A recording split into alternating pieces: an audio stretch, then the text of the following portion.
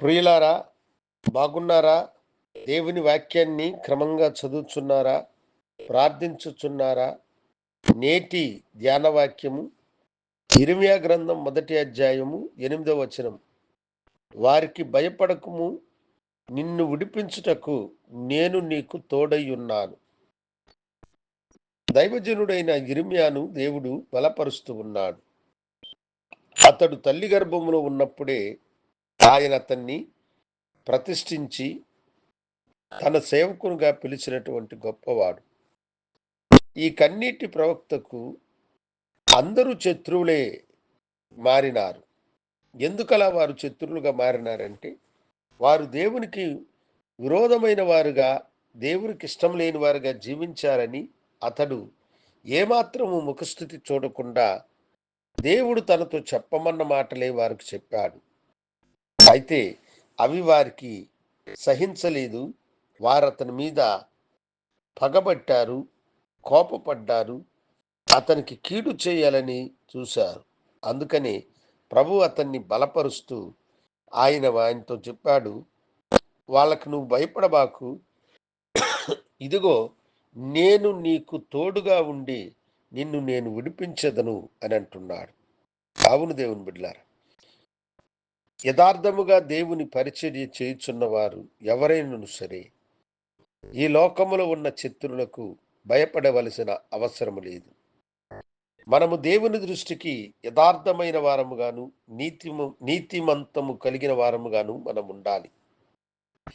మన చర్యలు, మన బ్రతుకు దేవునికి ఇష్టమైనదిగా ఉండాలి. అలా ఉన్నప్పుడు మనము శత్రువులకు భయపడవలసిన అవసరం లేదు. మనకు తోడుగా ఉన్న దేవుడు వారి చేత నుండి మనలను విడిపించి మనకు తోడుగా ఉంటాడన్న సత్యమును మీరు గుర్తెరగండి. యోసేపు తన యజమానుడైనటువంటి పోతీఫర్ యొక్క భార్య అతని మీద నింద మోపినప్పుడు అతని కొరకై తోడుగా ఉండి అతని కొరకు మాట్లాడేవారు ఎవరు కూడా అక్కడ లేరు. ఆమె వేసిన నిందను అందరూ ఆమోదించినారు. దైవజనుడు తలదించుకోవలసిన పరిస్థితి, ఆ అవమానమును భరించాడు, చెరసాలకు వెళ్ళాడు. అయితే దేవుడు అతన్ని విడిచిపెట్టలేదు.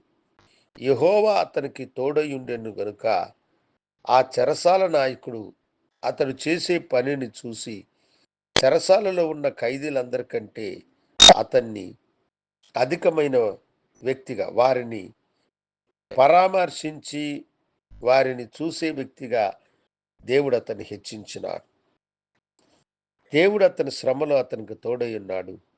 ఆ చెర నుండి అతన్ని విడిపించి దేవుడు ఐగుప్తు దేశం యొక్క ఏలికగా, పరిపాలకుడుగా అతన్ని చేసినాడు.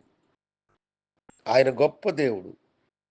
మీ అవమానములు, మీ అపనిందలలో మీ శత్రువులు మిమ్మలను కూలదొయ్యాలని అనుకున్నప్పుడు దేవునికి మీరు యథార్థమైన మనుషులుగా ఉంటే ఆయనే మీకు తోడుగా ఉండి యోసేపును విడిపించి గొప్ప చేసిన దేవుడు నిన్ను విడిపించి గొప్ప చేయను.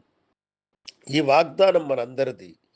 భయపడకండి, వారికి నిన్ను విడిపించి నేను నీకు తోడుగా ఉంటానన్నాడు. మనలను విడిపించి మనకు తోడుగా ఉండే దేవుడు సామాన్యుడైన వాడు కాదు. ఆయనే ఆకాశమును భూమిని సృష్టించిన సృష్టికర్త అయినటువంటి దేవుడు. ఆ దేవుని మీద నమ్మకము కలిగి ఉందాం. ప్రభు మిమ్మలను దీవించి ఆశీర్వదించునుగాక. గొప్ప తండ్రి, గనుడా, నీకు వందనాలు. భయపడకుము, నిన్ను విడిపించుటకు నేను నీకు తోడుగా ఉన్నానని చెప్పిన వాడవు. నీ బిడ్డలకు తోడుగా ఉండి వారిని విడిపించమని, శ్రమలలో ఆపదలలో నీ సన్నిధి తోడుగా ఉంచమని యేసు నామమున అడిగి వేడుకొంచున్నాము తండ్రి. ఆమేన్. శుభోదయం. ప్రభు మిమ్మలను దీవించునుగాక. ఆమేన్.